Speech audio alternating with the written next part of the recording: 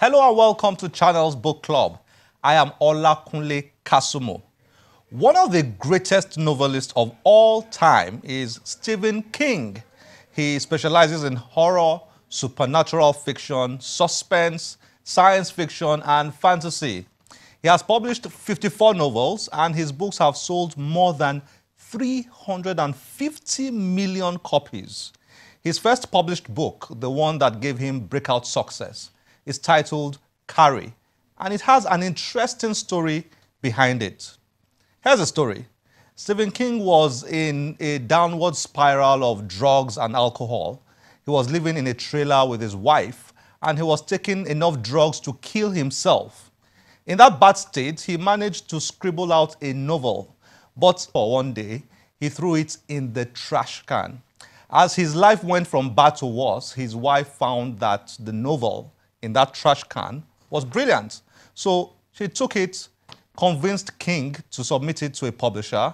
He did so, and that novel titled Carrie changed his life forever.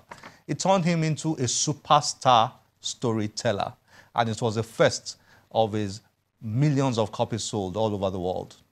Another great modern novelist is Lee Child, and he is one of my personal favorites. Child is the author of the mega successful Jack Reacher series. The debut novel in that series is titled Killing Floor, and it is the one that announced Lee Child to the world. The story behind it is that at age 40, Lee Child lost his job as a television producer. Unsure about what to do with the rest of his life and needing some income, he decided to write a book. The book he eventually created was Killing Floor, and it went on to become an international bestseller. Today, Lee Child is an inspiration to all struggling writers and, of course, midlife crisis survivors. You'll probably know the great Chinua Achebe. His famous novel, Things Fall Apart, was inspired by European literature. It was partly a rebuke to Joseph Conrad's Heart of Darkness, a book which, according to Achebe, reduced Africa to the role of props for the breakup of one petty European mind. Well, you can see that different things inspired different writers. While those stories fall into the category of the spectacular and are those of internationally known novelists, all books written by different types of writers of different genres have stories behind them. Let's come home to Nigeria and right here on Channel's Book Club. We often ask writers to tell us the stories behind their books or what inspired them, and their responses are often diverse. Let's listen to a few of them and also take readings from some. Enjoy this. Because actually, the book I really wanted to write is the one I have just completed, which is it's called a brief political history of the Nigerian army. But I'd written the prologue to Best Served Cold about 5 years ago, and I didn't think that I would be able to do justice to the political history until I completed the novel.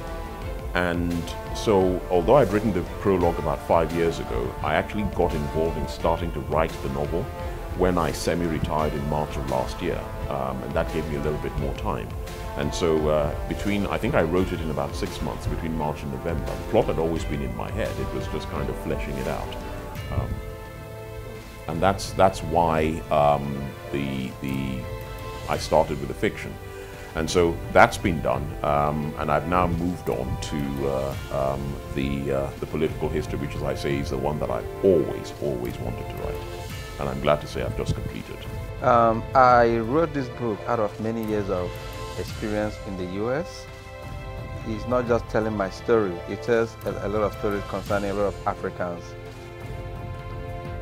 who, according to this book, have had a lot of tragic comedies while staying abroad. The battle for survival. At the end of the day, many survived, many couldn't really survive it. Like I have many personal friends who have died in the struggle. As a Nigerian, I know that when you travel abroad, there are lots and lots of expectations from people back home. You know, you really have to do a lot of menial jobs to survive, not just for yourself, But you see yourself living from paycheck to paycheck on how to take care of people back home who don't really know what you do. All they care is send money for this, send money for this, and send money for that. And if you don't want to fail them, you just have to work extra hard. Deprive yourself of so many opportunities of life just to meet their own expectation. The moment you start living for yourself, that is the end of their own dream. I've worked a lot with adults, and I find that children receive information a lot better than adults. We have a very good opportunity to pass information on to children, whereby that information can change the way that they actually behave. You know, so I've released a lot of material for adults, and I found that in the 7 books I've written, there is that important opportunity to be able to pass that same information to children. But at the same time, rather than the way it happens with adults, where the adults still have the option of continuing existing behavior, with children, it actually usually transforms their behavior and you see positive impact.